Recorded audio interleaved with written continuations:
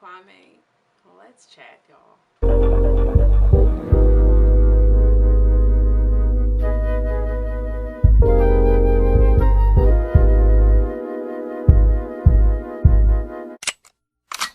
Hi, my loves. Jeray Malay, girl from Runaway. We have culture, conversation, and community. And in today's video, I'm going to be discussing I May Destroy You, episode 4, That Was Fun.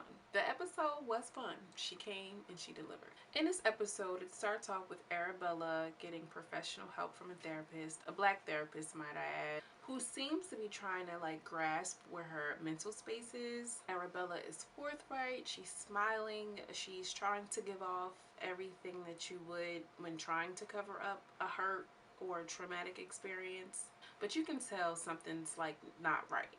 So basically, Arabella is faced with having to juggle productivity while also navigating her traumatic assault. She makes it very clear that the publishing company is paying for her to see a counselor, but she still needs to produce because obviously sis needs her coins, but she's also having to take care of herself as well in that process, which is very true, very relatable on all levels.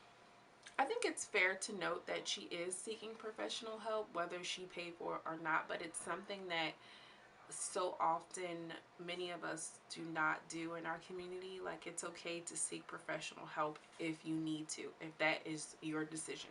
Let me just say this episode was signed, sealed, and delivered, okay? She came and she snatched all of my edges, much like y'all were trying to do in my comment section in the video I posted about episode 3. I think it's worth mentioning that before I started watching this show, I didn't really know that much about Michaela Coel. I didn't know that this was her full story or based on her true story. I had only seen previews of the show, okay? Previews. And again, I didn't know that she was writing this loosely based on her true experiences. I am not a girl from the UK or London area, so I am not familiar with that background at all. I never claimed to be. I'm a black woman, obviously. I should say I ignorantly assumed that black women experienced the same thing over in UK in London as they do over here in America. Really, seriously, crucify me for it. I just came on here and gave y'all my initial review, unfiltered, I was talking to one of my girlfriends, and I gave y'all my honest opinion, okay? Opinion, not fact. Oh, and if you're interested in watching that initial review, I will link it up at the top and in the description. And honestly, I still don't know any black girls that use cat, so y'all can back up off me. This episode gives us an opportunity to discuss sexual assault, which I think nobody really talks about, that it can happen to men, and it does happen to men. And nobody really even kind of discusses it, just in everyday life. You don't really hear about men talking about being assaulted or being molested, but it's a very real thing. The only thing that I can think of are the horrifying, scenes in jail movies when someone's in a shower being, violently raped. Not to say that Kwame's experience wasn't horrifying or violent, because they were both. I mean, honestly, when they pulled up to old boy's apartment, my initial thought was geez, he big as hell. That's a big ass. And also, me being slightly paranoid, I'm always considering what it would take to take somebody out, or at least knowing all my exits. Kwame pulled up hey, it's me, looking up at the big bad monster. Y'all should have, I knew something was off about that anyway. Anyways, the point that I'm trying to make is the Kwame situation is so real and so raw. They are delivering with this series, y'all. If you haven't checked it out, go ahead and check it out. How many people do you really know that hook up with people from Tinder, Jag, Grinder, and then it turns out to be something crazy, and they're maybe not that crazy, and you're girl, you're lucky. Y'all really need to be careful out here in the US and in the UK. Let me get off that, because honestly, people who are a part of the LGBTQ community are just as at risk. Honestly, probably a little bit more if you're trying to do things under the radar, or if you're living a down low lifestyle you don't want people to know. So of course you're not going to report certain things, you know what I mean? We saw Kwame in the beginning of the episode in the bathroom stall with old boy. It's just an indicator of these risky behaviors that some of us kind of indulge in, whether for a moment, whether for a lifestyle, whether for a number of reasons, but they can yield traumatic, very horrific results if you link up with the wrong person.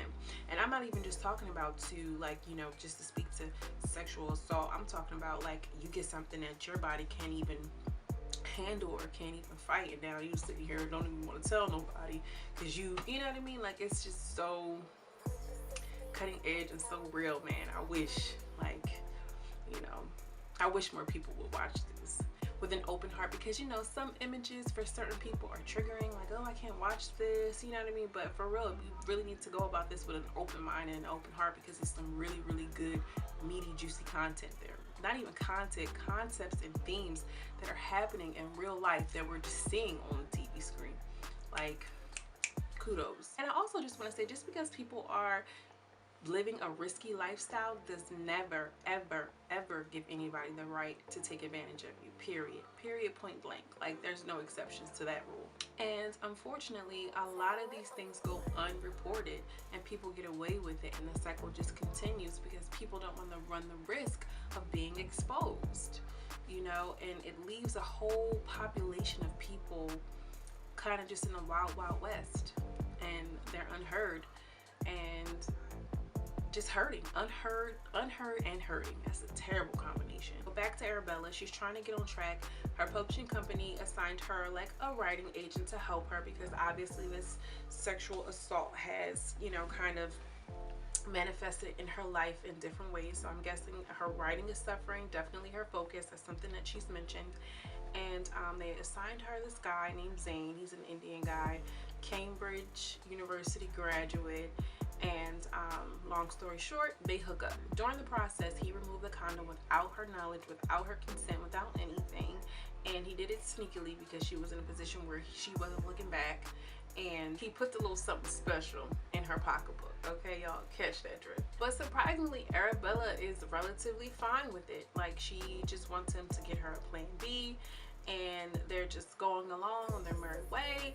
And at first I'm thinking, like, girl, I would be livid, honestly, because that wasn't a part of the plan. Again, that is a man taking advantage and exploiting a woman's body just because, and like, oh, I thought you knew. No, well, you didn't ask him, so how would I know? You know. And one of the things that I want to illustrate is how she's having these flashbacks of this violent, slime ball, aggressive rape, but then we have something where it seems consensual, but it's not, because he never asked could he take off the condom, or whatever the case may be. And the Cambridge trained guy is no different than the guy in the bathroom stall. So it's an issue with that we're seeing in different types of men, different statuses. They all have this issue with respecting a woman's boundaries and respecting our bodies, etc., etc. And I think it's important to highlight that they come from all different walks of life, but still, she's still the victim in this. And I don't think she really even felt it that way, because she wasn't like really upset, or at least hurt.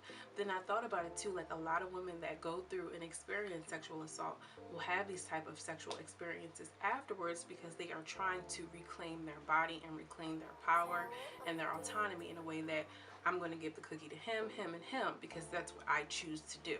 You know, and that's a clear indication that you're out of touch with your womb space, you're out of touch with who you are, and so forth and so on. So I was like, oh, that was weird. But then I kind of had to bring it back around, because I would have been like, what? I don't even know you. Like, let's, more than plan B, we need to go get tested, girl. In short, it's just showing men have the propensity to be slime balls, period. It doesn't matter what type of walk of life. Oh, I'm meeting this guy on Jacked, or I'm meeting this guy through my publishing company. You are at risk still, you know. And it's important to teach young boys, you know, and still grown men, that they have to ask certain things, and it's not just their right to do whatever they want to a woman's body. So the episode leaves with Kwame leaving his the hookup, the guy who assaulted him, his rape scene, his crime scene actually, and he's outside of the building and he's calling. So he's actually hitting up Arabella, who's, you know, breezing on by with Zane, the guy who just really technically sexually assaulted her. So it's like they're on two different planes, but still kind of experiencing the same thing, but both handling it differently. And Kwame calls her And he's like, oh, I was just calling to tell you good night. And like as he's telling her, she's like, are you okay? He's like, yeah. And like a small little tear like ran down his face. And that's what I mean by like, people don't talk about it. It's so unheard and so unspoken, but it's happening. I mean, that part of it really kind of like shook me up to the core, because I mean, like, how many times have you called somebody like just hoping that they say something that can bring it out of you, because sometimes you can't put words to it. And I think that instead of them making it so drama filled and whatever, because these are really good actors. I'm really surprised by the people who they casted for these roles, but they made it simple and so real. Like, think about how many times you call somebody and you just like, no, it's just whatever, and you're like suffering, you're like going through it, and you know, with the hope of just maybe something can bridge that and you can get it out, but you just never do. Whew, girl, that was a lot. That was a lot. They should have named this episode "This Is a Lot." They talking about something. This was fun, girl. It was playing on my feelings, tap dancing on my tear ducts and all types of stuff. So it was a lot. Y'all have to check out this series. I May Destroy You on HBO. Super good, super informative. It's real and it's raw, and it's just giving me everything. Like, this is really a series to watch as a woman, as a black woman, or any woman, because girl, it's a lot. Or men too. Men need to watch this. This is that good. Like I said in my last video, I'm gonna be watching either way. So with that being said, I'm sending you all much love and much light, and I will see y'all in the next video.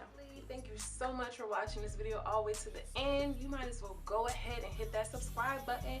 Let YouTube know it's real, okay? All right, for real, I'm leaving this time, but for real, don't forget to hit subscribe, okay? Okay, all right, you got it, all right, you got it, okay, all right.